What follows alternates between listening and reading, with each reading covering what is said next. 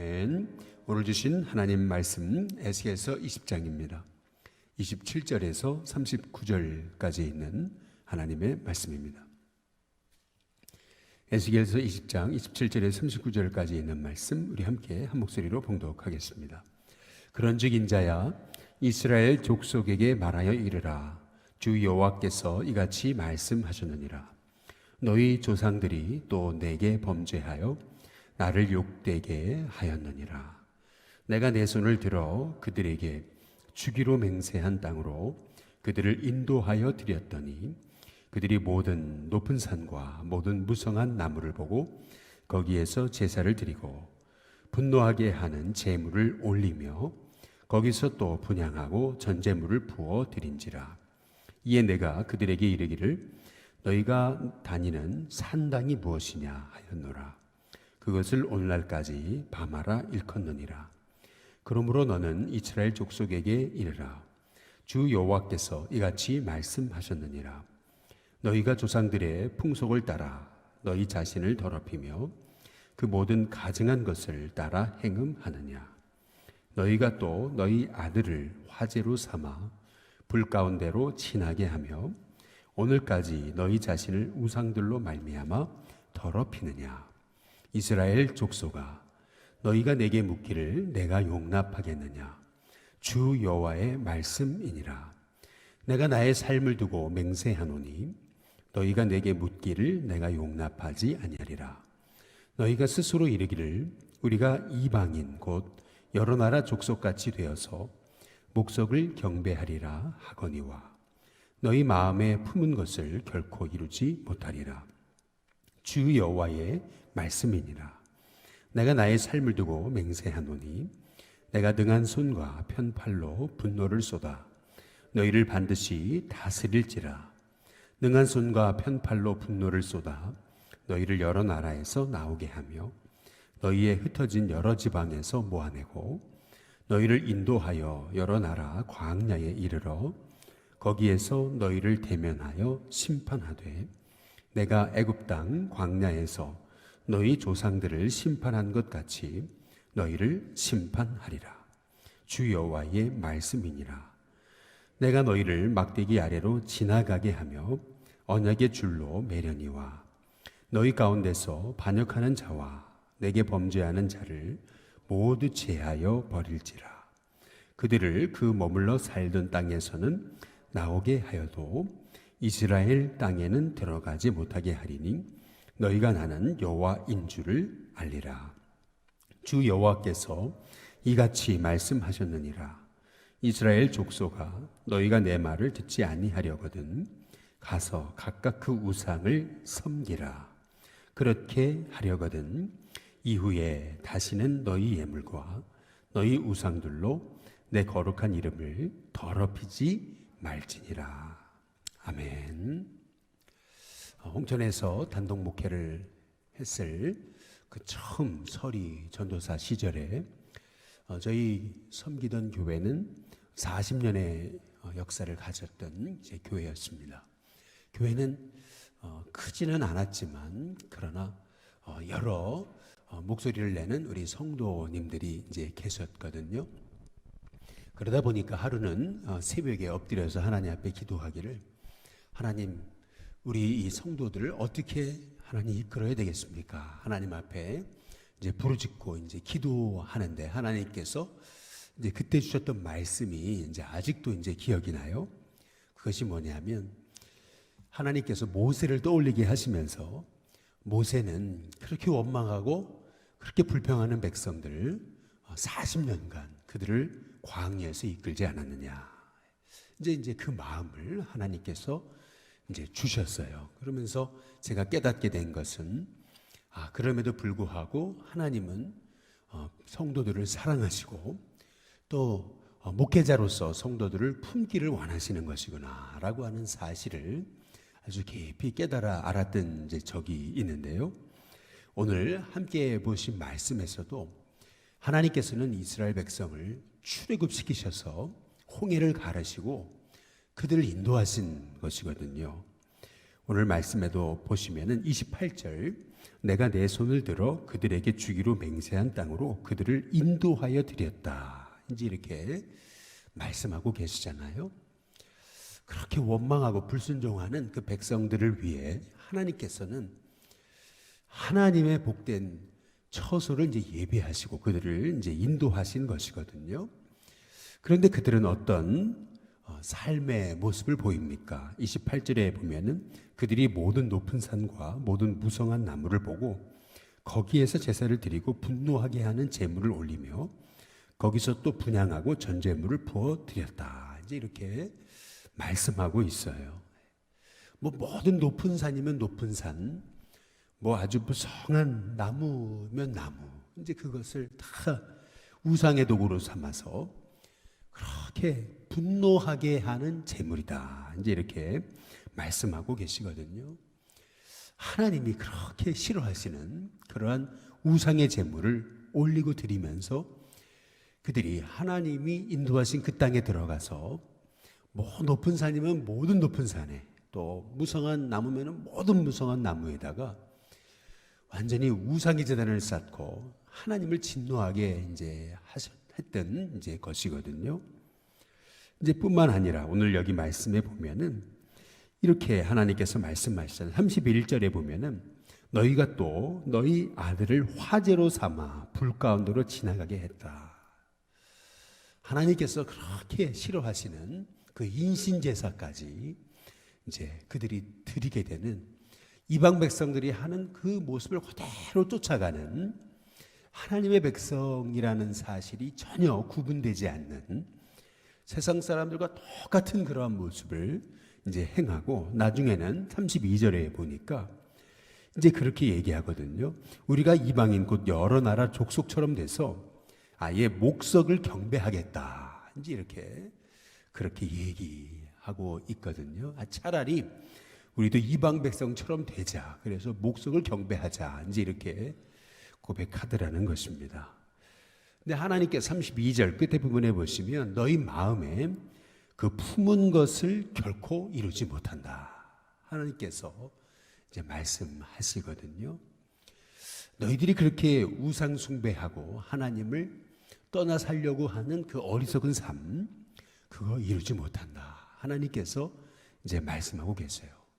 그래서 하나님께서 이스라엘을 향해서 예비하신 것, 이제 그것이 뭐냐면 그것이 바로 고난이라고 하는 거라는 거죠.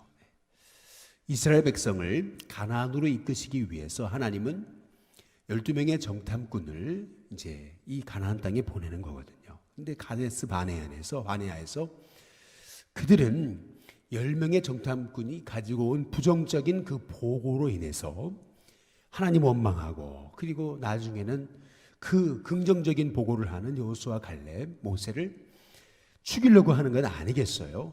그때에 하나님께서 얼마나 진노하셨는지, 그들이 말한 그대로 내 귀에 들린 대로 내가 행하겠다. 이제 하나님께서 얼마나 이제 안타까워하셨던 모습을 이제 볼 수가 있는 것이죠. 그러나 그럼에도 불구하고 하나님께서는 그 이스라엘 백성을 버리지 아니하시고 40년간 그 광야에서 그들을 연단하시는 그 훈련의 장소로 삼으셔서 그들을 정결하게 하시고, 결국 여호수아, 갈렙, 그리고 그 광야에서 태어난 그 20세 이하 되는 그 영혼들을 가나안으로 데려가게 하셔서 가나안의 주인공이 되게 하시는 것이 아니겠어요? 다시 말해서 이 광야 생활 40년은 하나님께서 이스라엘을 새롭게 하시는 그러한 연단의 과정이었다라고 하는 것을 이제 우리가 알 수 있는 것이죠. 마찬가지로 33절에 이제 보시면은 주 여호와의 말씀이니라 내가 나의 삶을 두고 맹세하노니 내가 능한 손과 어떤 발로요? 편팔이다 그랬습니다. 분노를 쏟아 너희를 반드시 다스릴 것이다. 그렇게 우상숭배하고 하나님이 복의 장소로 그들을 인도하였더니 그 장소를 다 우상으로 바꿔버리고 나중에는 이방 백성들이 하는 그 인신제사를 드리고, 그리고 목석을 경배하겠다고 하면서 그렇게 하나님 마음을 아프게 했던 백성들이지만, 그럼에도 불구하고 하나님이 그들을 아예 버리지 아니하시고 능한 손 그리고 편팔로 그들을 다스릴 것이다. 다시 말해서 하나님 그들을 버리지 아니하시고 오히려 고난이라고 하는 그러한 하나님의 또 다른 사랑의 방법으로 그들을 새롭게 하셔서 그들을 이끄시겠다라고 하는 말씀이거든요. 거기 34절에도 보시면은 능한 손과 편팔이라고 말씀을 하셨어요. 능한 손과 편팔로 분노를 쏟아 이제 이렇게 말씀하고 이제 계시거든요. 여기서 우리가 알 수 있는 사실은 뭐냐면 하나님께서 우리에게 허락하신 이 고난이라고 하는 것은 우리를 망하게 하시려고 하는 하나님의 사인이 아니라 이 고난이라고 하는 것은 하나님의 마음, 우리를 새롭게 하시려고 하는 그 하나님의 마음을 이제 보여준다라고 하는 것이죠. 그래서 이스라엘 백성이 지금 바벨론 포로로 끌려가고 가 있는 이런 상황은 어찌 보면은 하나님이 제2의 출애굽을 이루시겠다라고 하는 하나님의 이제 사인이고 말씀이라는 거예요. 그들이 얼마나 불순종했든지, 그러나 그럼에도 불구하고 그들을 이 바벨론이라고 하는 또 다른 광야로 그들을 이끄셔서 그들을 새롭게 하신 다음에 그들을 다시 본국으로 돌아가게 하셔서 다시 하나님의 그 뜻을 이루시겠다라고 하는, 어찌 보면 바로 이 바벨론이라고 하는 포로 생활은 그들에게서 제2의 그 40년의 광야 생활과도 같은 그런 제2의 출애굽과도 같은 그런 하나님의 계획임을 하나님께서 말씀하고 이제 계시는 것이거든요. 여기 그 하나님의 마음을 알 수 있는 것이 37절에 나와 있습니다. 37절을 보시면은 우리 같이 한번 읽어보겠습니다. 함께 있습니다. 시작. 내가 너희를 막대기 아래로 지나가게 하며 언약의 줄로 어떻게 하신다고요? 매려니와 이제 이렇게 말씀하고 계세요. 막대기 아래로 지나가게 하고 언약의 줄로 매겠다. 하나님의 마음은 그들을 완전히 끊어버리겠다고 하시는 것이 아니고 막대기 아래로 지나가게 해서 그들을 연단하시고 그 다음에 그들을 언약의 줄로 완전히 꽁꽁 매시겠다. 이제 이 말씀이라고 하는 거예요.